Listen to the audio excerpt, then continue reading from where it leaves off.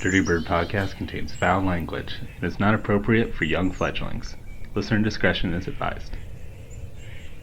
Our intro music is brought to you by Ricky Pistone, aka Dick Piston. And our outro music is brought to you by the Sidewalk Slammers. Check them out wherever you get your music.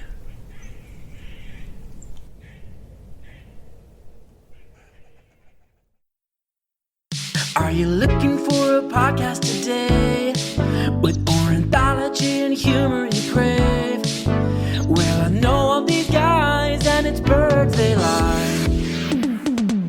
It's Dirty Bird, yeah, they're just a couple guys who really like birds. It's Dirty Bird, yeah, they're pretty dirty, but they really like birds.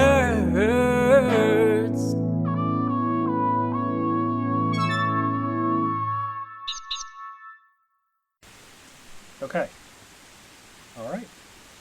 Hello, and welcome to Dirty Bird Podcast. I'm Dr. John.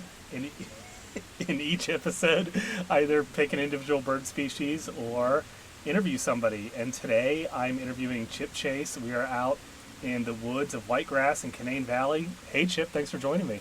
It's great to have you here. It's a beautiful, warm day. Nice to be back here in the woods, and great to be with you and your podcast. Appreciate it. Thank you. Yes, we are sitting. Does this stream have a name? Yes, Freeland Run. It flows into the Blackwater River and goes down over the waterfall and eventually to the Cheat and going to Penguin Pirate Steeler country. It goes on down to the Mon and creates the Ohio. So we're right at the headwaters of the Eastern Continental Divide here. It's beautiful.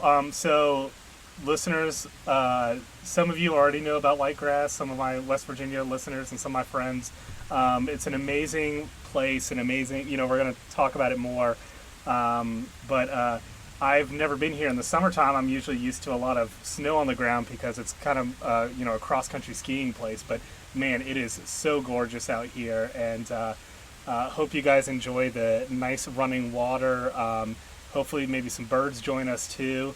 And Chip has, just done some amazing stuff with, preserving the forest out here and just opening up for recreation. And really, people fall in love with nature out here and also re-fall in love with nature. And, we were kind of talking earlier about this. This is why I like birds, is I think it's kind of it's like your gateway drug, to nature. You like some birds and then you're like, oh, I want to, do stuff to, help the birds. And you end up preserving, a whole forest just to preserve one bird, So, I don't know. Let's just launch into talking about birds here. Do you mind just talking just a little bit about your, how Whitegrass, the cliff notes, how Whitegrass came to be, your first experience here, and if you remember, some of the first birds you encountered? Well, yeah, we came here for the winter in the snow, but we also got linked into working on the farm year-round, and Whitegrass is a big cow farm in the summer, and then we converted to a ski farm in the winter. So in the summer, because we have these big pasture lands and open, we have the bobolink, which is the most amazing bird. Of course, they fly apparently all the way down to Argentina and back, and they have their song is real bubbly and crazy. And I always said it sounded like the Bar Wars star scene, for Star Wars, the bar scene. It's like so it's like the Jawas. It's like all these. So the bobolinks are they're kind of rare in this part of the world, but they're real common in the Midwest. They're a prairie bird. They like to nest in not only grasslands but hay fields. They're real particular. So we have these big hay fields, and we usually hay pretty late, so they've already fledged. Right. And then there's a lot of farmers that are trying to get together with the bobolink people and spare the Grim Reaper. And it's usually about the 8th or 10th of July they fledge. They're early on to begin here and early to leave. So a lot of people that pasture cattle in these fields or make hay in these fields, they're trying to get the farmers, I understand, just at least every other year to spare the earliness so that they don't Right. destroy nests. But they're very friendly with farmer fields, versus just a grassy field. They really like just really fine grass that obviously a hayfield would just be perfect for them. Yeah. So that was the coolest bird because they're early to come, and whenever you spend the winters doing something outside, you hear a few winter birds. But boy, when the spring comes, they all start coming in, red Do you wings. guys have whippoorwills here? Yeah, too? we don't have whippoorwills No, here, okay. but boy, I had them in Virginia, and I almost had a club. I'll whippoorwill to death. It's like I'm trying to get some gosh darn sleep, man. I'll whippoorwill, slam the window shut. But anyway, we don't have whippoorwills here, but I have seen barn owls in the barn, and then we have a lot of, swallows, barn swallows coming out of the barn as well. And then, of course, we have lots of meadowlarks that live side by Right. side with the bobolinks. Yeah. And then redwings. Those are the three. And then, of course, a lot of vireos. But we have a ton of scarlet tanagers here, Right. and ovenbirds, and the veery. And my wife's favorite is the wood and the hermit thrushes. Right.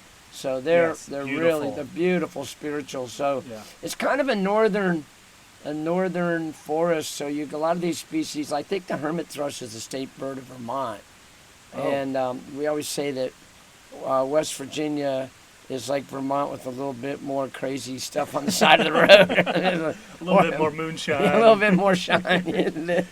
Less Bernie stickers. But so it turns out that it's a really good place to bird. I was asking John earlier if he'd met my friend Casey Rucker, who just co-wrote the Breeding Bird new book that George Hall had written originally. But so he is an amateur, but he's super smart. He's also writing a book on butterflies now, but he Cool. could do up to 90 species in a day here. Wow. I mean, I'm unreal. sure. Yeah. Yeah, he'd get up real early and he would travel for it. You can't just sit in one spot, of Yeah. course.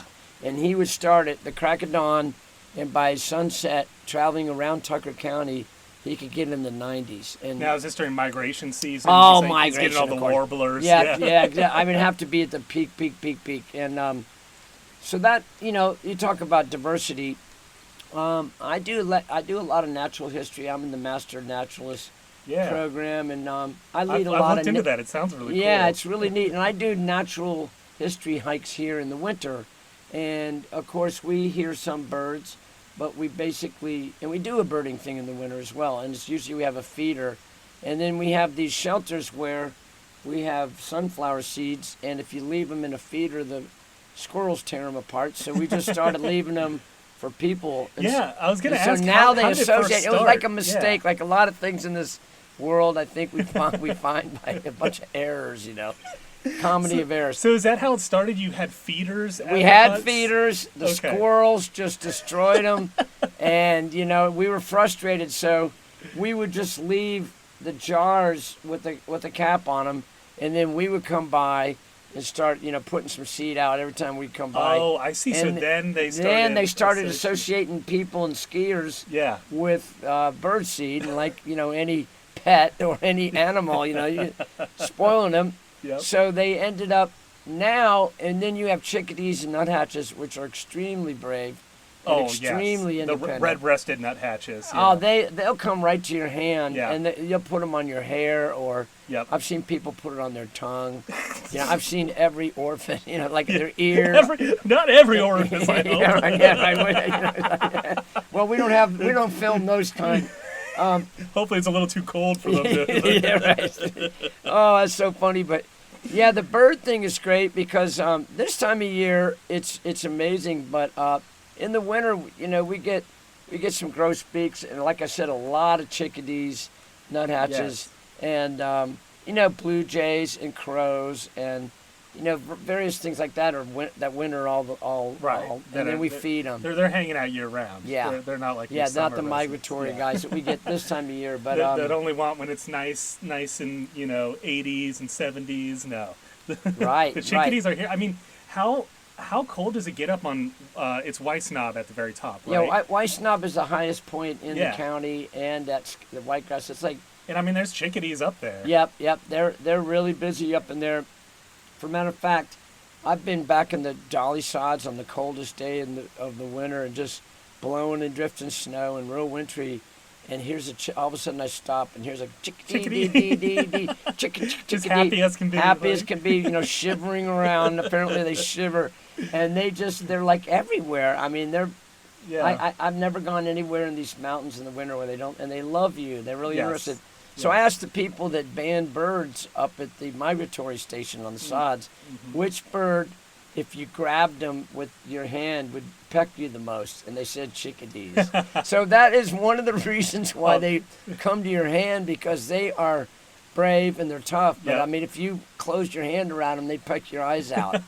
And I was up there one time when they caught a merlin real fast before he ripped the nets apart. Wow. And it was like one of the few moments that they've ever caught a merlin. He was chasing a bunch of, I think, cedar waxwings, eating them on the wing, and they're real famous for grouping up in the wintertime. And this, merlin was, grabbing one and ended up in the net. And before he ripped the net apart, they grabbed him and they banded him. And I was there at that moment that they held him and let him go. And that merlin went up in a spruce tree and turned around and looked at us and went, "If you ever touch me again, I will peck your eyes out." I mean, it was the most proud bird. It turned around. He's king of the mountain, It was unbelievable. It was like I got goosebumps. It was like really spiritual. That's so cool. And he turned around and looked at us and went, and if he had his talons, if he could flip the bird, he would have done it with his talons, like, you rats. But that was a really, really, really neat moment. And we were just walking up by these waterfalls with John a second ago here on Freeland Run, and we had a water snake catch a brook trout one day, and I thought it was an eel, and they wrestled, and at one point they got washed down to the next level on the waterfall, and the snake backed out with that little fish in his mouth and backed out of the water, and got him. He centered his little mouth right on his soft belly, and boy, that was a battle. But it's just part of the cycle around here. It is. It's a beautiful thing. Yeah. Well, my friend Casey does do a bird walk in the winter, and we have a couple of feeders, and that's often where we'll start, because that's often a good place where good variety and you can watch. But then they do a walk, but of course they do it at a special time in the day, and it's not as good as the summer, obviously, but it's still decent. See, I feel like, the summer, the spring, the fall, the warblers, the variety is awesome. But there is something just special about those winter birds that are here year round. Like you feel like they get neglected in the summer because everyone's trying to go see all the warblers and stuff. And like, those are my core birds. Those are like my chickadees, the nuthatches, the woodpeckers. The haries, the downies. The red-bellieds, I'm like, you guys are here all the time for me. You guys, you're the West Virginian birds. All the rest of them, they're just coming through on vacation. They're wannabes, right? They're coming through. That is perfect. Yeah, well, I'm telling you, the feeding of the birds at Whitegrass has just become... It's become a thing. It's become so popular, and these people want to know where to go, how can I get there, and especially kids. Yes. I mean, to have a bird come into your hand, and they are pretty quick to get there. So that was a disclaimer I was going to be, because, there's societies, like, I think Audubon, maybe, I was trying to look it up, they say, don't hand feed birds, it's bad for them, it makes them dependent on humans, stuff like that. You know what? But, bird feeders make them dependent on humans, too, I guess. Anyway, but there is something, a kid feeds a bird from his hand, you've just made a birder for life, and that is someone who is going to be involved in conservation for their life. They're going to be thinking about the birds, the woods, preserving nature for the rest of life, maybe from that one, just experience of feeding a bird from their hand. So I do think it's an overall net good for, nature and everything. Yeah, it's interesting you said that, because our property, we have little national forest, we have state park, we have private, and we have U.S. Fish and Wildlife. And the U.S. Fish and Wildlife Service don't allow us to feed the birds on their property, and we do not. Okay. And I respect them 100%. I got it. That's fine. But there's some other spots where we do. And they're not on their property. And they're not fed in the spring, summer, or fall. It's just in the winter. Yeah, and when they probably need it the most. I don't know. We don't get in trouble for it yet, but I think, it's like you said, it's really There's a lot of photographs of it. In the Whitegrass movie, they show people feeding, the birds. It's a special thing, and if it's not abused too awful much, like you said, there's a good and bad to everything. But I agree with John. It's like you can really convert people to become lifetime birders, which is what we want. Especially around here, I think that this area is popular amongst hikers and birders way more than golfers and downhill skiers. It's like actually I think we're really attracting the right kind of people in this area because of all this public land, and it's all wildernessy. There's not like a lot of motorized anything around here. It's just pretty raw and wild. I mean, it's wild and quiet wonderful and beautiful. Yeah, it's amazing. So as we're talking about the land, because you obviously know a lot about this area, the unique geography of it. What is it about, Whitegrass, but also Canaan Valley in general, that makes it such a critical place for birds and wilderness and, animals just in general? Well, it's been a flyway. We're really close to the eastern flyway where they actually net, and ban birds for years. It was just a little bit east of here, the Allegheny Front. So it's a really, really famous, well-known, migration route for, millions of birds every year. So we're right along that edge. Canaan Valley sits up in the middle of the Allegheny Plateau, and we're the highest valley east of the Dakotas. And we're an anomaly because of the elevation and the exposure to the Great Lakes and the wind. We're on the west side, so it's very wet and cloudy and cool. And our people call it a little bit of Canada gone astray. So we have a really northern forest over here. We get twice the snow of Buffalo. We get more snow than a lot of people up through New England.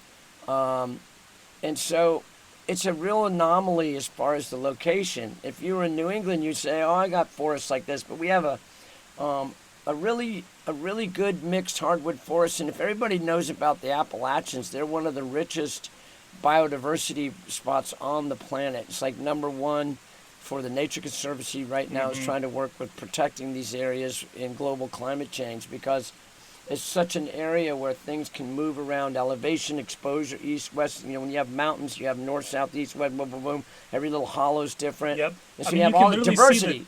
Literally when you look at the mountains, you can see the different shades of the different trees that specialize in the different, elevation or moisture level or whatever. It's so cool.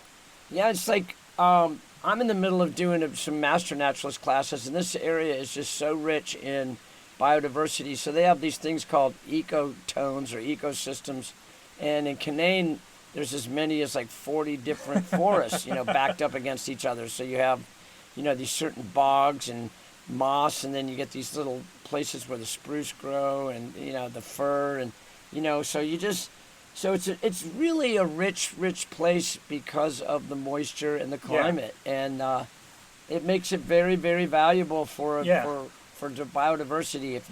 If you like mushrooms, or even it's good astronomy because of the and then of course there's all these sports that people do around here, caving and mountain biking and hiking and whitewater kayaking, flatwater boating. So there's a lot of sports, but it's also 60% of Tucker County, which is what our county is here, is protected through state parks. And nowadays it becomes real popular, but the power company bought all this land in the old days, and they were issued a license to build a pump storage project back in the day. And they were going to dam up these two places that nobody cared about. One was called the Dolly Sods, and the other was called the Canaan Valley. And they were going to make lakes in either one and just dam them up. And they were going to pump water back and forth. And I was just talking to a friend of mine that helped do studies for it at WVU, Ed Michaels, professor, and a really famous local author. And he's like up in his mid-80s. I ran into him this weekend. He goes, Chipper, if they would have been 5 years earlier, that thing would have been built. But what happened is it was in the 70s, and the Clean Water Act came along, the Environmental Protection came along, the Clean Air Act came along. Right. And in the early 70s, America was trying to save their, it was like Earth Day. And, the hippies and whatever. But it turned out that it was a time when we decided that we had to clean up our act. And there was so much pollution. My friend was talking about the Cheat River was just had orange rocks and just poison water, and it'd be From like mine runoff. all I guess. just terrible. And now the Cheat Canyon is cleaned up and there's fish back. So these are the kind of things that I feel like are an improvement. And if you could have predicted back in the 80s and the 70s when this permit was given that people would want to come to this area just to walk in the woods and with binoculars and go birding, they went, you got to be kidding me. That'll never become a thing. And now it's like the most popular thing in the world. Everybody wants just natural peace and quiet because we learn so much more. Every day we baby step toward more knowledge about what an incredible planet, what an incredible place we have, an incredible state. And these mountains are just, you would never get bored here if you studied. You could have lifetimes of... there's 90 bird species you can see in a day, apparently. So I just like that alone. And then we probably missed 100 species. Yeah. It's like all my friends that go caving, they said there's more caves we haven't found than we found. So it's, it's just an incredible... and if you live out in West Virginia... You don't necessarily have Lowe's and, Sam's Club at every block, but you do have forests and trees and trout and, beautiful, quiet, places. So that's what we have in spades. And it's like, you got to separate the rural from the suburban and the urban. And sure, we all need all those things, but when you live here, if you're into natural history, you're in a gold mine. Yeah. Yeah, and you kind of touched on the spiritual element of it too. It's emotionally healing, being out in the woods, and I think people are starting to realize that, more and more now too. And even if you live in a city, you work in a city, you need to come out and, experience nature to just get a little bit of that healing part of you. And there's a real nice feeling you get from people that are coming from out of state and out of the area into our area, and you can tell they've come here to relax. They've come here to be on vacation. They've come here to be nice and to smile and just appreciate. They didn't come here to get in a fight. It's the opposite. So everybody that I run into in our area, just because we're in the middle of a travel tourism area, they have a pretty nice smile on their face, and they're all here and they're all willing to talk to you about, where should I go? Where, what should I do? What's your favorite trail? What's your favorite, give me a birding area? Give me a recommendation, and then. And then everybody's, if we're a friendly group of people, they'll come back and back and back again and again. And tourism isn't super high paying, but it's super recyclable, and it's a clean industry where you don't leave pollution much behind. And it also creates a lot of different diverse jobs that don't pay really well, but they're but satisfying. They're fun to do. It's like, right. So, a lot of people think that, some people think it's more important to have a fun job than a high-paying job. So not everybody, thank goodness, but some of us are crazy. I was going to ask, with all the snow and everything, do you have grouse? Have you experienced grouse back here? Because I know I did an episode on grouse, and one of the things that hurts their populations is the decreasing snowfall in a lot of areas. Because they, one of the things they do to help survive the winter is literally they will plunge into a snowbank and almost have a little den in a snowbank, and it helps them avoid predators and everything like that. I just feel like an area like this is probably the grouse are oh man, this is heaven. Well, we hear them, of course, that super famous drumming. Yeah. And what are they actually drumming on, John? Is it wood? No. So what their they own do, wings, right? It's their wings, yeah. So they'll stand on, their wingtips create literally a supersonic little air bubble thing. I described the physics of it in my episode. But yeah, it's literally it's insane how their wingtips, it's like a bullwhip basically. Cracking, except it's that deep bass sound. Yeah. I have a funny story about that. My wife and I and my friend were camping one time, and a grouse was drumming, and we didn't know what it was. It was drumming in a bush near us, and we thought it was a bear or something, or somebody with a chainsaw in the middle of the woods, and so we're freaking out, what, whispering and stuff, and turns out it was just a grouse trying to find a lady. Yeah, some people, I think they probably do pretty well up here. And of course you scare them out. Yeah. And out of the woods, out of the forest. And I've I've seen ptarmigans in Colorado, and they'll come right out of the snow, and they're whiter. Yes, they'll yeah, change. yeah. And of course, we have what they call varying hares. People call them snowshoe hares, and they'll change to white. And they're a large rabbit. They're very, very secretive, and they grow way up in the high country in the red spruce. And you see their tracks, are real large rabbit tracks, especially in the spring and March and stuff. But they don't hibernate, so they're active all year. Cool. And they must be pretty much the main food source for the owls. Up for here the owls and and also foxes. Foxes, yeah. You can see fox tracks after them too. And we have a lot of course, there's all kinds of owls up here, and they do a study. Lee J comes down, and Kevin Dodge, two really great birders local that live north of here. They come down and do saw-whet owl surveying, and they do it with the sound. They'll bring them in with sounds in the net, and they have this little tape recording, this little beep beep beep. It's like really mellow sounds, and Kevin can do it perfectly. I would have to practice anyway. And then they put up nets, and then we get to band them. It's usually in the spring, early spring. Right. And those little buggers, those are the little saw-whets. And we've actually seen them in the winter on trees, and we actually named one of our little trails the Saw-Whet Trail. Yeah. Because we saw one, and we're like, wow! And they're just the cutest, little birds in the world. So listeners, in the huts and whitegrass and scattered on the trails, Chip has done a great job putting up the trail map, so you're never going to get lost unless you're trying to. But where on there is the Saw-Whet Trail? Well, the Saw-Whet Trail is really up high, close to Bald Knob in the spruce. And when we saw him or her that day, it was a really cold, snow, wintry day, and we were very, very, thrilled to see this teeny little owl in the afternoon, which is not real common either. Oh, wow. Yeah, and all covered in snow and up in the red spruce, but it's real close to Bald Knob. And I had actually called it the Baldy Crest Trail, but now it's been changed to the Saw-Whet Trail. Yeah. So, whenever you see something like that, you got to keep the name and, honor them. For sure.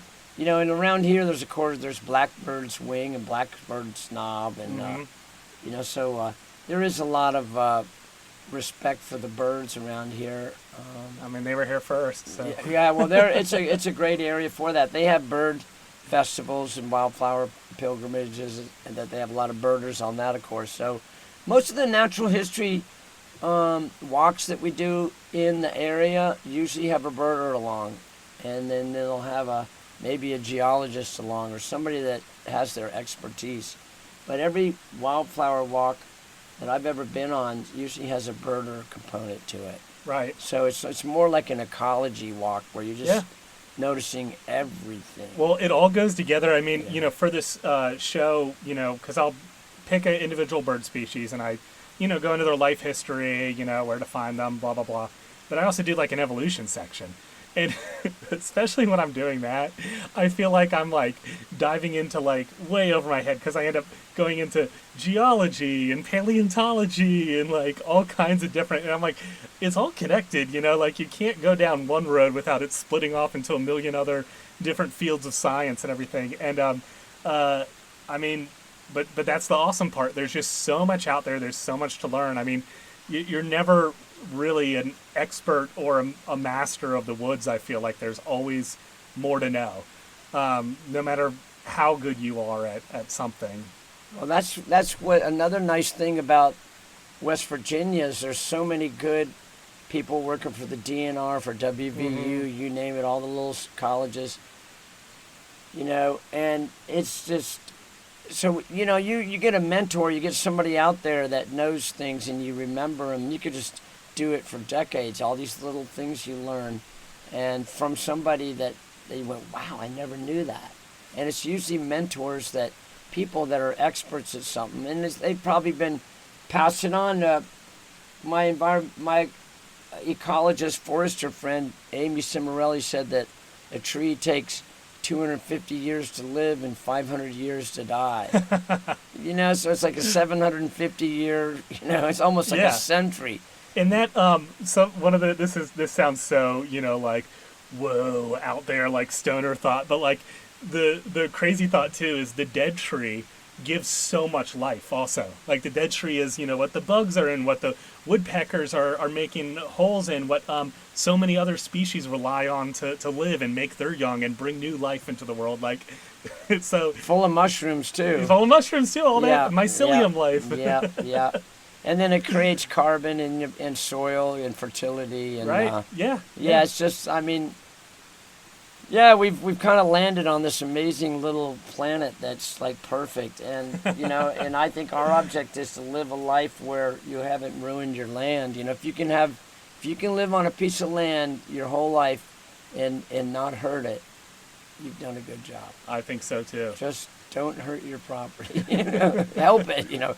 So yeah, it's really neat, and I think I think as the time goes on, people have more, obviously, time and money and just evolution of people to where this kind of stuff is more important than it used to be. Right. Because it used to be that just putting food on the table, or the Depression wasn't that long ago. No. And a lot of our parents went through the Depression, so yeah, we're at a pretty good time right now where people have, of course, the internet and computers and artificial intelligence, you name it, but there's so much knowledge we know about how things function in the planet, and so therefore we know not to pollute the water and the air. We know not to do things, and hopefully we'll do the right thing so that it can go on and on and on. I mean, if we do the right, I'm an optimist, but I think technology can help us with saving this planet for the birds and for all the animals that live here innocently, because without us, it would probably be fine. Oh yeah, they'd be chilling. Yeah, that'd be like. I mean, the ones up on Bald Knob might be a little hungry in the wintertime without us feeding them some sunflower seeds, but.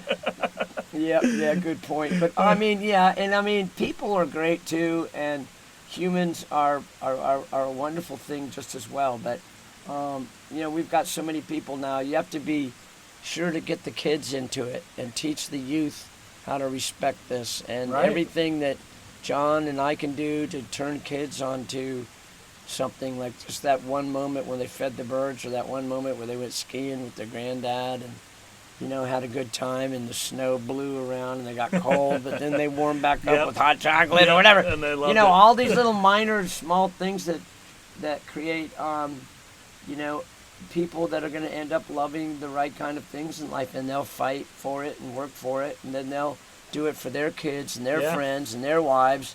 And we learned all this stuff back from old days. It's like it's nothing really new. Of course, you have your all the way back to Confucius and Jesus and Buddha, and then you go into like Locke and the Greeks, and then you got the founding fathers, and then you have Mark Twain, and now you got Wendell Berry and Henry David Thoreau, and you got all these Rachel Carson, and you got Aldo Leopold. You have all these authors that have really put it down in such a good way, that they're such great writers, and they've changed the world through the philosophy that hits home to people. It's like, man, they are right.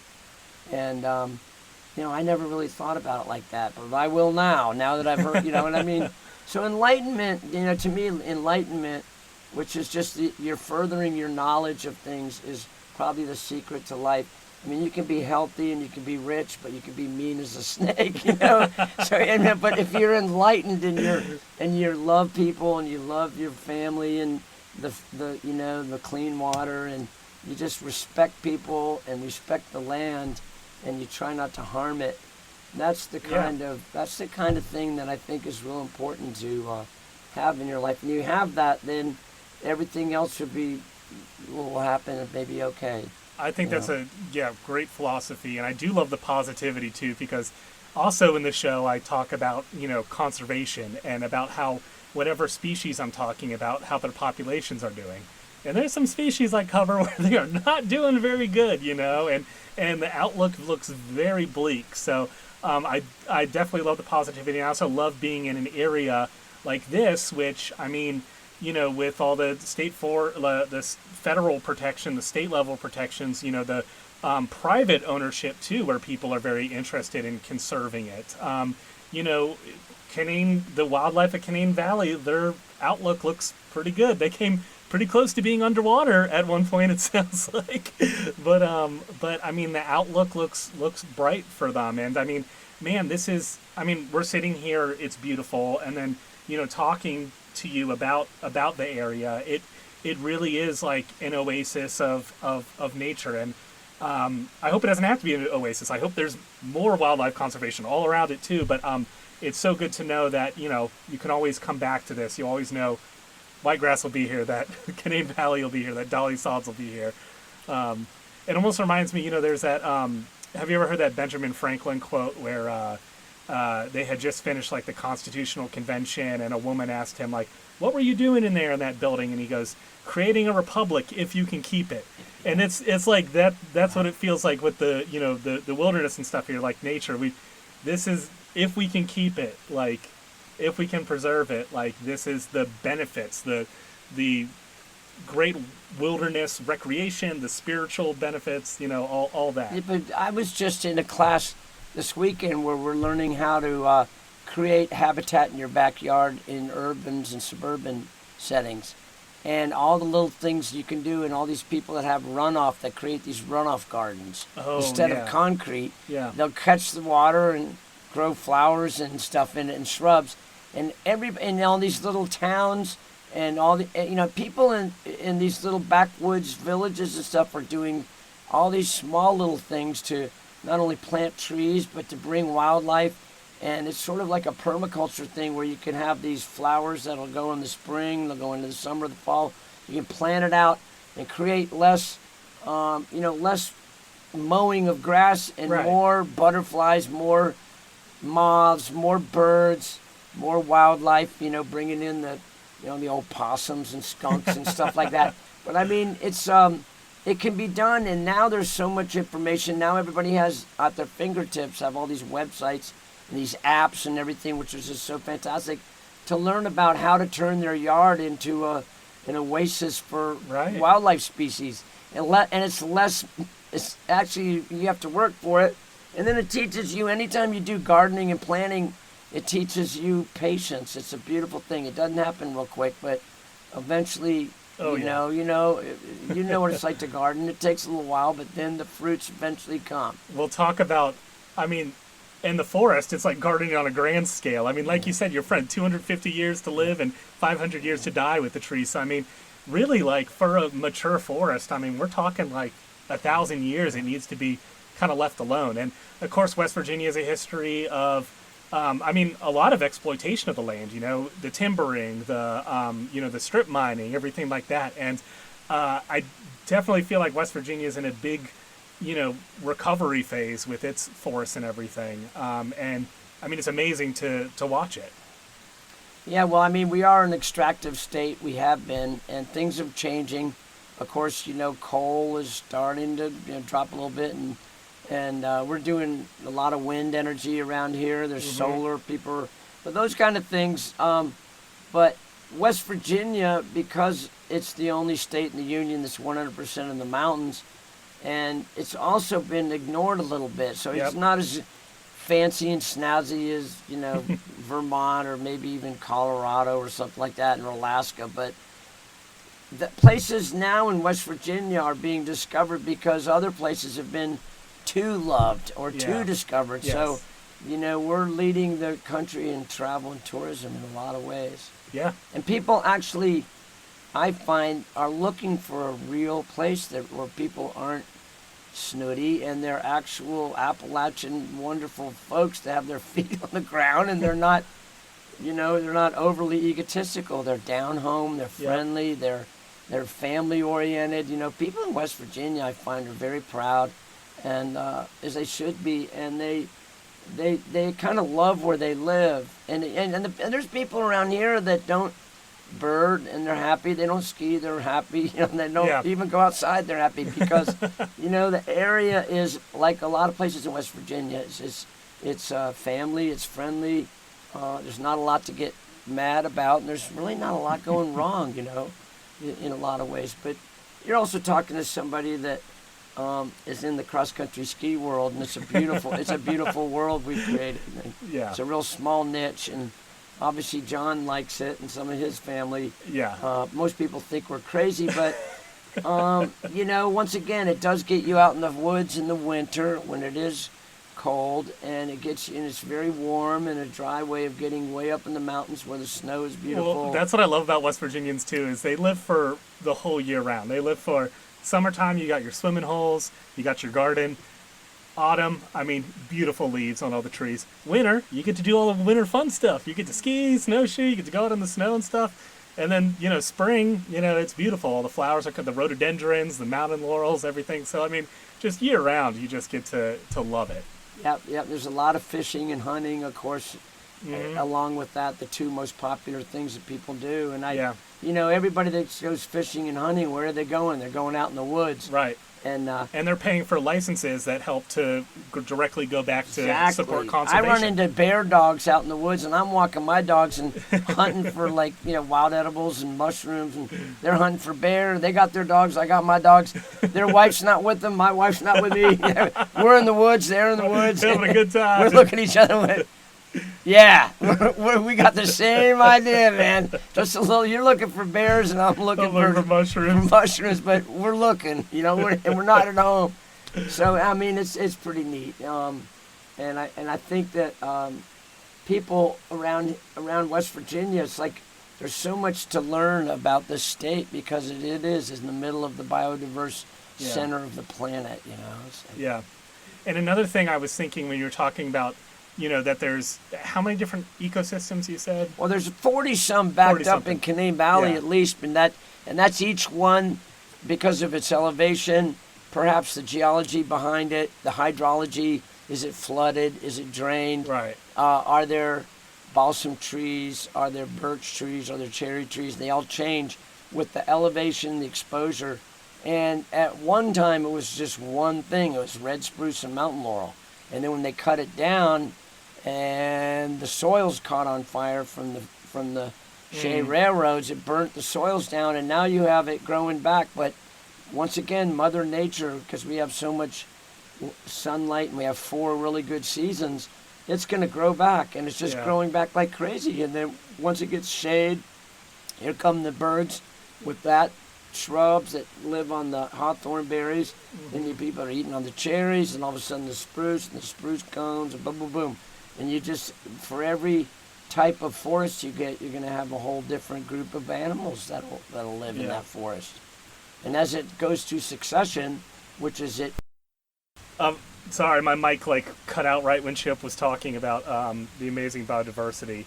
But what I was saying about the different 40 ecosystems, also what that makes me think of is resiliency, because one of those ecosystems can have a bad year, but the other one, like the drought we had last summer, so the bogs probably weren't doing real well, but the other parts of the forest that love the plants that love dry stuff, they were doing great, and that allows species to be able to move to different areas that are more successful, depending on the different conditions. And I think that's what people don't.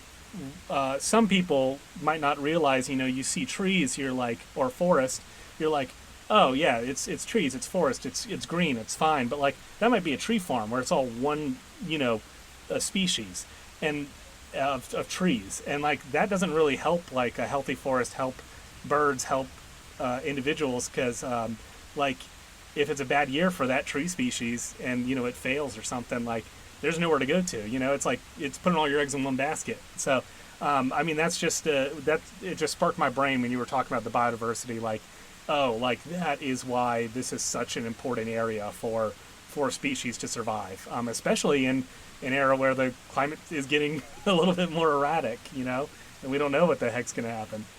Yeah, I've heard people say that this area might become wetter from global climate change, and even though you talk about the drought, we've had a really wet year this year so far. Yeah. So, but it's just things will change and nature will change, and then eventually, if we're not careful, it affects the human race and how we can eat and live. So, we're definitely part of the planet. We got to have clean air, water, and food and stuff like that. So that's another thing that's really nice, that if you appreciate the way that the natural systems work, and you realize that we are an animal and that this is a natural planet that helps you like tie it all together. Yeah. And I know we get involved in city stuff and you know, and we forget about that. And that's I see how we do, but we are just we're all part of it. But you know, that's just something when you live in West Virginia out in the country, that's what I think that's a really beautiful thing because there's so much gardening and farming and so many people know how to use the plants and herbs, right? Especially grandma and granddad, and you know all these old Mom, peepaw. Yeah, they didn't know about all these poison ivy, you know, cures, putting on jewelweed, and you know. Yeah, the jewelweed. Yeah, no, that one's real though. Yeah, I know. It has glucocorticoids in it.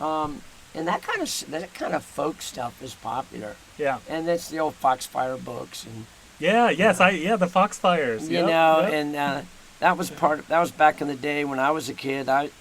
Back in the 70s when all that stuff was real popular, and I actually did kind of a self-sufficient lifestyle for a while.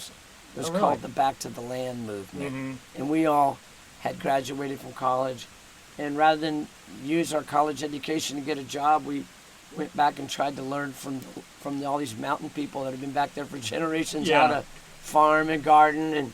You know, raise bees and have cold frames and, you know, learn how to can and dry stuff and, you know, how to build stuff and how to work with our hands and how to do things a simple way. That's awesome. That really helped me start my little ski business because the Whitegrass ski business runs on a real simple basis. We heat with wood and we do everything ourselves and we make most of our remodeling and we build all our own bridges and we just kind of do everything ourselves, and we do get help of course from the outside, but we sort of feel like it's something that we can learn how to do and then share it with volunteers. Like, you know, I'm not sure if people come up and help us on trails, but it creates a family. But we're all trying to do the same thing that you're trying to do, John, and that's turn people on to the good life that we think is a good life. And that means appreciating nature. It doesn't cost any money, and it's here to stay. And if you're bored, you just go walk around your backyard or your neighbor's field or a city park, or, you know, drive up to the national forest or go to a stream and go fishing, and you're going to notice all kinds of things. You know, the fireflies, the dragonflies, and you know, the bird, you know, all the kingfishers and birds coming down, and then the sun on the water and the sound of the rapids and all that stuff. Yeah, kind of melts your heart if you're open to it. It'll turn you into a, you know, around here they call us pine cone eaters, which is the nicest derogatory term I've ever heard in my life. It's like, thank you very much, pine cone eater. I love it. It's such a nice way to make fun of somebody. Yeah. So I want to rapid fire a couple maybe bird experiences. We'll see. Have you ever had an antagonist bird experience here at Whitegrass? Like woodpeckers get into anything, or have you ever had like they're nested in something where they shouldn't? Well, we've had birds nesting at Whitegrass, especially starlings, getting into our sheds. And those English starlings, you know, they've got the worst reputation. They probably have the worst rap sheet. They're on the most hated bird. Yeah. They're on the 10th most wanted list in the post office. You'll see all these pictures of starlings, wanted, dead or alive, but preferably dead. Yeah, right. Well, you know, I think the worst thing recently is we have these little buildings that are sheds, and you don't seal them up 100%, and they'll get in there and they'll raise their young and they'll poop all over the one year we must have had 15 birds, and they pooped all over our snowcat, and I mean, I think we still have a photograph of it. It would make you laugh. The windshield, the hood, the whole thing is covered in, you know, poop. That just kind of like melts down and all white. So, you know, that might have been worse. And then I've had woodpeckers on the house and stuff. Yeah. And then squirrels, but they're not the bird problem. But I've had squirrels bring in Oh, gosh. stuff, and Yep. every once in a while we'll get a rat, but not that often. Yeah. They're, but usually the birds, I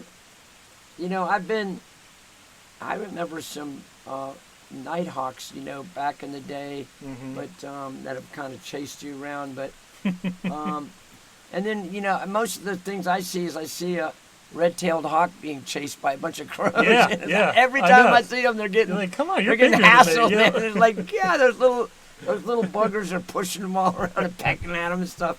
But I'm trying to think. What about like any rescues? Like either I don't know. Have you ever found they get injured in the ones that building. you call? Or Yeah, something? so we have a wood heat and we have chimneys, and we always every year, and sometimes we'll forget, and then they'll remind us. A bird will get in the building, and then you got to catch them in the Yep. window, and then you got to open up the doors and stuff. But they'll come in through the chimneys, and so we go ahead and screen them all off. Yeah. And bluebirds were terrible. They get stuck in the. Oh. It was really sad. I remember one year we had some bluebirds got stuck in the flue. Oh man. It's just so sad. Yeah. Because they get in and they get down in the wood stove and they can't figure out how to get Right, back out. They just yeah. don't get out that well. Yep. Yep. And That's that's sad. probably the saddest Yeah. thing I've ever seen are bluebirds getting caught in the flue. Mhm. And like I said, we've had some woodpeckers pecking on the building and the siding a little bit, but not too bad. I'd say they behave pretty well. Other than those starlings. Oh well. So we have to screen everything, and every year we seal everything up and screw everything together, and then we figure out where they are one year. We'll let them go. We don't want to kill them when they're nesting, but the next year we'll go, we'll seal that little place up so they won't come back. And so when they come back, they're figuring out that we're sealing them up, and then they go somewhere else. Yeah. obviously. Yeah. No, we're not supposed to have bad experiences with birds. No, it's all a positive. But yeah, I've never been pecked or chased, And then we have some bats every once in a while, but they're not. Yeah. That famous story they get in your hair, that's not true. Well, Chip, this has been amazing. I feel like I could sit out here for hours, and I'm sure you do a lot because, man, it is beautiful. And it's been awesome talking with you, hearing the stories, hearing about the birds. Everybody, no matter where you are in the world, you need to make a pilgrimage to Whitegrass. You will not forget.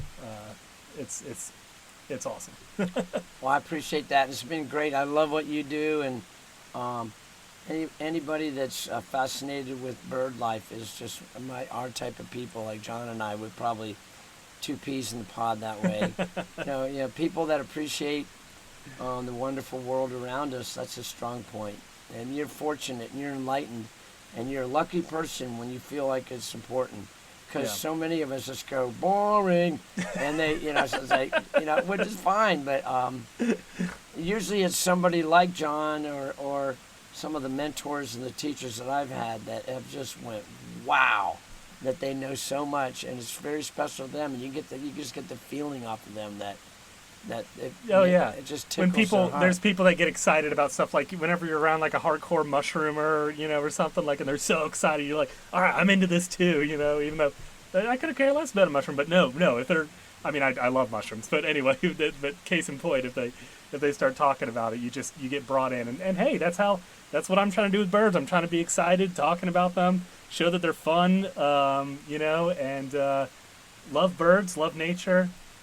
We didn't get to hear much back in here today, and I've been trying to listen to things, but I was telling John, we've got scarlet tanagers back here, which is the horse robin. Yeah. And of course we got the preacher bird, the red-eyed vireos, and they're, they just keep going off. And then we have oven birds, and then we have the veery and the hermit and the wood thrushes, and they're so pretty. Well, send me a recording sometime, and I'll play it on the show, because I do like a bird watch at the beginning of the show, where people send me like recordings of birds at their, in their backyards or whatever. Now, can you record it off of the Merlin app? I don't know. You can also just do it on your phone, like a voice memo. I got that. You can just do that too. Yep. Yeah, because that's that's such a fun app that usually I'll try to figure it out the myself. Merlin app is so cool. Oh, it's like cheating. You're like, well, it's people are loving it, and it's really helping. It's just like a beautiful aid. And so what I'll do is I'll try to figure it out beforehand, and they'll hit it, and I go, yeah, that was. So hopefully I'm usually right. And then we have out in the field meadowlarks, and of course our favorite, the bobolink. Yep. And people come from far and wide to see the bobolinks and hear them. Yes. And so yeah, it's great that way. Grasshopper, sparrows, and all those open. And then we have alder and willow flycatchers. What's the one that goes beer check? I think that's an alder or willow flycatcher. Like beer check. It's the most famous call for freshmen in college people. Beer, free beer. There's one that says free beer, free beer. All the college kids go, that's my bird. The frat-faced sparrow. Yeah, well, good. We'll just keep on being observant of life. I really appreciate you coming all the way out here. It's been a blast. I appreciate you talking with me, Chip. And as always, everyone, stay dirty. Dirty Bird Podcast is brought to you by me, John, with my rotating panel of guests and co-hosts. Thanks for being on the show, everybody. The Dirty Bird theme song is by Ricky Pistone. Check out his groovy and hilarious music videos on YouTube. The outro music you're listening to right now is a song New York Redneck by the Sidewalk Slammers. Check them out wherever you get your music. The Dirty Bird Podcast logo is by the very talented TJ Ranoski. And of course, a shout out to my beautiful wife, Lauren, who created my original logo. Check out the show notes for this episode for a full list of credits for any bird calls or sounds used in the episode. Thanks for listening.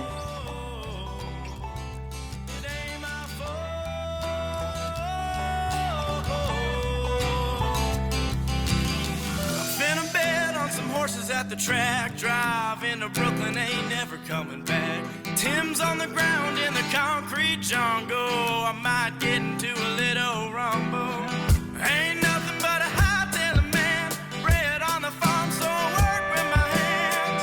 Just call me a New York redneck. Where's the banjo? Play that Bella Flag.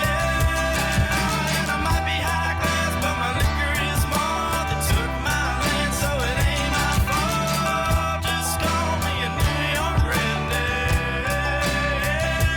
Ain't my fault. It ain't my fault. Yeah, it ain't my fault.